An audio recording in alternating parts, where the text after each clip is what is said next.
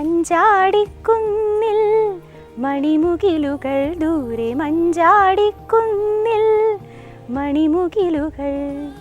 നമസ്കാരം. തൊടിയിലെ ചെടിയിലേക്ക് എല്ലാവർക്കും സ്വാഗതം. മഞ്ചാടിയാണ് ഇന്ന് നമ്മൾ പരിചയപ്പെടുന്നത്.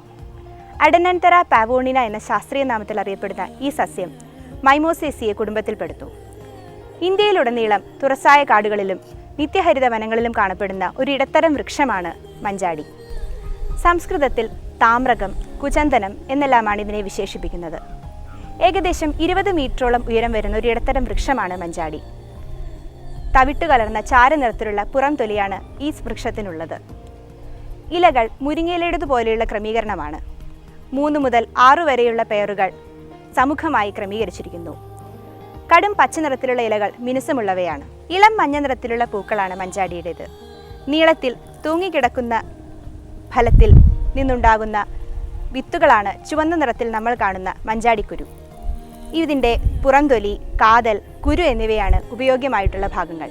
മഞ്ചാടിയുടെ പുറംതൊലി വാതഹരമാണ്. പനി, ഛർദി, അതിസാരം തുടങ്ങിയ അസുഖങ്ങളിൽ ഇത് ധാരാളമായി ഉപയോഗിച്ചു വരുന്നു. മഞ്ചാടിക്കുരു ഭക്ഷ്യയോഗ്യവുമാണ്. മഞ്ചാടിയുടെ ഔഷധ ഗുണങ്ങളെപ്പറ്റി ഡോക്ടർ CM ശ്രീകൃഷ്ണൻ നമ്മളോട് വിശദീകരിക്കുന്നതാണ്.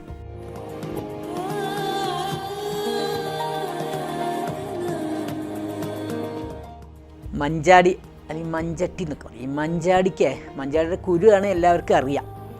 ഈ കുരുവിന് നല്ലൊരു ഉപയോഗമുണ്ട്. കാരണം കുരുവിനെ സംബന്ധിച്ചുള്ള അത് വളരെ പോഷകമാണ്. അത് വളരെ വൃഷ്യം എന്നാണ് ആയുർവേദത്തിന് അതിൻ്റെ പേര് പറയാം. അതായത് ഈ ശുക്ലധാതുവിനെ വർദ്ധിപ്പിക്കുന്ന അതിൻ്റെ മഞ്ചാടിയുടെ ആ ചുവന്ന തോട് കളഞ്ഞിട്ട് അതിൻ്റെ ഉള്ളിലുള്ള പരിപ്പ് നന്നായിട്ട് വേവിച്ച് പൊടിച്ച് പാലിൽ കലക്കി ദിവസേന കഴിച്ചു കഴിഞ്ഞാൽ ഈ വൃഷ്യമാണ് ശുക്ലധാതുവിന് വർദ്ധിക്കും. ഈ സ്പേം കൗണ്ട് കൂട്ടാനും ഈ ശുക്ലവർദ്ധനവും ലൈംഗിക ശേഷി കൂട്ടാനുള്ള നല്ലൊരു ഔഷധമാണ്. പിന്നെ മഞ്ചാടിയുടെ ഇല ഇട്ട് വെള്ളം തിളപ്പിച്ചിട്ട് മേലെ ഈ ധാര ചെയ്ത് കഴിഞ്ഞാൽ വേദന ശമിക്കും. വാദശമനം എന്നാണ് പറയാൻ. പിന്നെ അത് തന്നെ ഇതിൻ്റെ ഈ സ്വരസം എടുത്തിട്ട് തേൻ ചേർത്തിട്ട് അകത്തേക്ക് കഴിച്ചു കഴിഞ്ഞാൽ ഈ രക്താതിസാരം ശമിക്കും. പിന്നെ ഇതിനൊരു പ്രയോഗമുള്ളത് ഈ നീരുള്ളപ്പോൾ ശരീരത്തിൽ ഈ നീര് കെട്ടിക്കിടക്കുമ്പോൾ മഞ്ചാടിയുടെ ഈ ഇല അരച്ച് പോൾട്ടീസായിട്ട് ഇട്ട് കഴിഞ്ഞാൽ നീര് പെട്ടെന്ന് വലിച്ചിടും.